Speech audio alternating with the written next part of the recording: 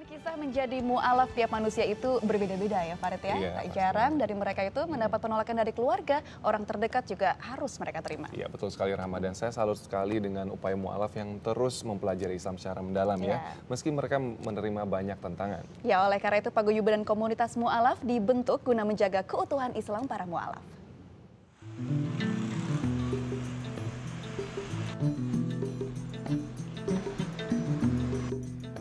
Bismillahirrahmanirrahim. Bismillahirrahmanirrahim. Alif Lam Mim. Hidayah bisa datang kapan saja dan pada siapa saja. Martin Jo misalnya. Kakek 67 tahun ini adalah seorang keturunan Tionghoa. Keluarganya tidak ada yang beragama Islam. Namun peristiwa saat ia duduk di sekolah dasar mengantarnya menjadi seorang muslim saat ia berusia 17 tahun. Saya masuk Islam sejak SD, mendengar dari kawan itu kiamat, apa arti kiamat, terus jadi ingatan saya terus sampai saya SMA, terus saya kuliah, baru itu masuk Islam. Keinginannya memeluk Islam tentu saja ditentang seluruh keluarga. Martin selalu diawasi dan dibatasi ruang geraknya.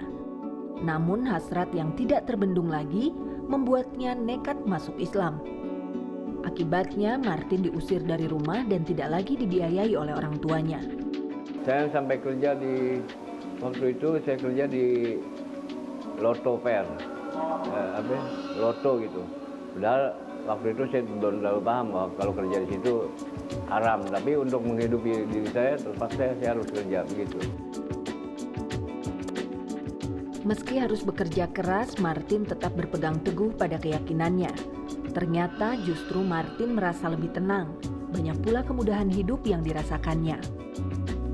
Di toko onderdil saya yang pegang peran itu maju beberapa tahun, maju perusahaan itu.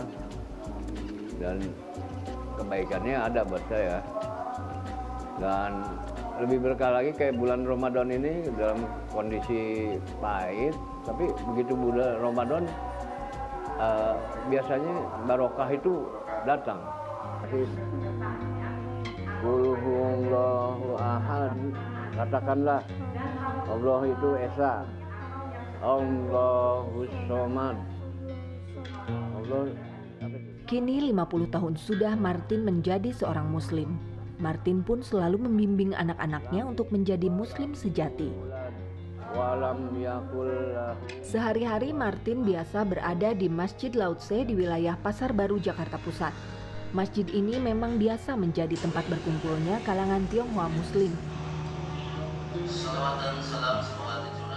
Orang-orang yang baru memeluk Islam atau mu'alaf sering menghabiskan waktu di sini untuk belajar agama Islam, berbagi, dan bertukar pikiran.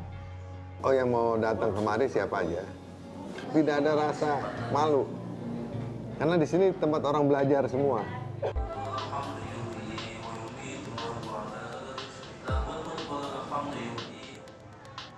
Salah satu mu'alaf yang bergabung dalam perkumpulan mu'alaf di Masjid Lao-Tse ini adalah Iwan Tan. Iwan mulai memeluk Islam 7 tahun yang lalu saat hendak menikah dengan istrinya. Seperti juga Martin, keluarganya menentang. Jadi memang dulu tanggapannya nggak khusus keberatan pada saat saya mau masuk Islam. Tapi memang juga karena ada keberatan dari masalah suku dan ras ya dulu ya. Karena memang saya sendiri kan keturunan Cina, sedangkan istri bukan. Sama sebaliknya juga begitu, di pihak keluarga istri juga sama ada keberatan juga. Kita diizinkan gitu dan direstui. Awalnya Iwan memilih menjadi muslim karena ingin menikahi istrinya yang beragama Islam. Namun seiring berjalannya waktu, Iwan makin serius mendalami Islam, apalagi sejak sering belajar dan berkumpul dengan sesama Tionghoa Muslim di Masjid Lao-Tse. Yang pasti itu definisinya bukan santai, tapi kita yakin bahwa di setiap kejadian, di setiap masalah, dalam kehidupan sehari-hari itu pasti ada yang lebih baik di belakangnya gitu. Pergaulan dengan sesama muslim di tempat ini memberi dampak positif dalam diri Iwan. Hal ini juga sangat dirasakan oleh Rita, istrinya. Alhamdulillah, agamanya lebih bagus. Sholatnya udah nggak diperintah lah, sholat loh. Saya sih doa aja, hanya doa aja. Terus setiap malam sholat selalu doa.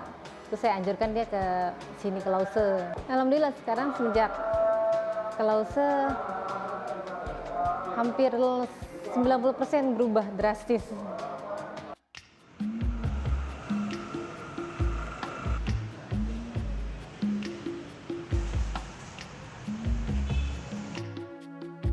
Untuk membimbing para mu'alaf, perkumpulan seperti di Masjid Lause ini sangat dibutuhkan. Saat mengucap 2 kalimat syahadat, mu'alaf ibarat seseorang yang dilahirkan kembali. Mereka butuh bimbingan agar lebih memahami agama Islam yang baru mereka anut. Bapak, Ibu, sekalian yang dirahmati Allah Subhanahu wa Ta'ala. Demi ayah dan ibuku, demi segala kemuliaan dan keagunganmu, tolong sampaikan pada. Di Masjid Sunda Kelapa, Jakarta Pusat juga terdapat perkumpulan mu'alaf. Kegiatan rutin di sini beberapa di antaranya adalah pengajian mingguan serta buka puasa bersama saat bulan Ramadan. Di sini hanya 1 bulan 2 kali, itu sih sebenarnya hanya perkumpulan aja. Tapi kalau konsultasi kita setiap hari kita buka, itu setiap Senin sampai Minggu, dan itu dari jam 9 pagi sampai jam 4 sore. Itu yang untuk yang resminya kalau di sini. Tapi kalau untuk kami yang di Yayasan Pembinaan Mu'alaf itu, kami 1 kali 24 jam. Kalau untuk masalah paguyubannya ini kan memang kita harus bentuk ya. Saya juga berharap di masjid-masjid yang lain itu ada bentuk paguyuban, karena dengan ada paguyuban ini atau komunitas yang khusus mu'alaf ini yang membuat mu'alaf itu akhirnya merasa tidak sendiri. Aldo, salah satu mu'alaf yang aktif di Masjid Sunda Kelapa, sangat merasakan manfaat keberadaan perkumpulan ini. Ia merasa seperti saudara dengan mu'alaf lainnya. Menurut saya dengan dana paguyuban jadi antara sesama pertemuan dan kekeluargaannya itu lebih terasa gitu. Jadi untuk kekeluargaan kita kadang-kadang suka ada acara ramatama, jadi ya, habis lebaran tuh biasanya kita bikin halal bihalal gitu antara sesama mu'alaf, walaupun memang belum semua yang bisa hadir gitu loh. Setelah seseorang menyatakan masuk Islam, bukan berarti peluang sang mu'alaf menjadi murtad atau keluar dari agama Islam sudah tertutup. Peran pembinaan mu'alaf dan tanggung jawab umat Islam lainnya adalah bagaimana menjaga mereka yang baru saja memeluk Islam tetap menjadi muslim atau muslimah.